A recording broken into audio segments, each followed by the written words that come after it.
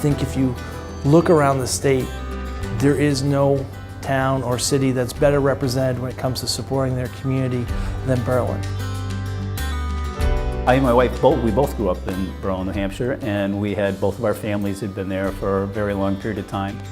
When I grew up in Berlin, it was a very vibrant community. It was very, the economy of Berlin was driven by the paper mill industry at that time.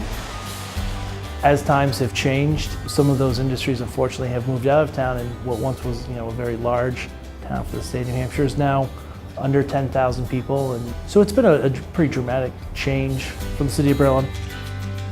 I went through Berlin High School, and I was the first in my family to go on to college. And I wasn't sure what I was coming to when I came to UNH. I think my dad dropped me off on the curb with a duffel bag full of clothes.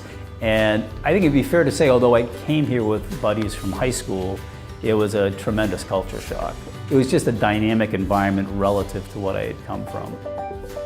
As I was re-engaged with UNH and had an opportunity to really see what this school has evolved to and what it is today versus maybe what it was when I was there, I got incredibly jazzed up by what is happening here, the quality of the professors who I've met many of, the quality of the staff that runs the university, and the quality of students that are coming in and leaving here with great opportunities for their own futures.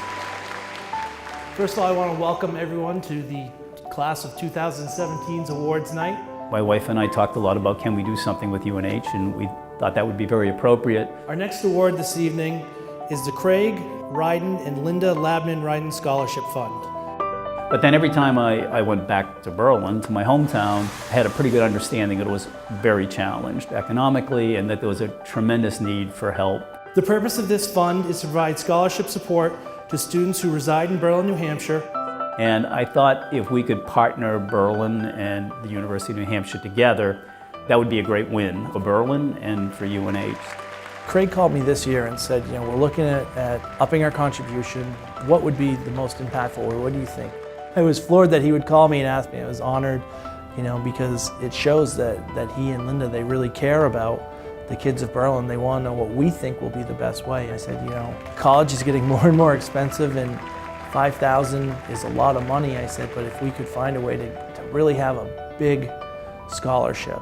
With a grand total of the awards being $102,000. Yes, that was $102,000. And this year we had more kids from the top of our class attending UNH than we've had in a long time.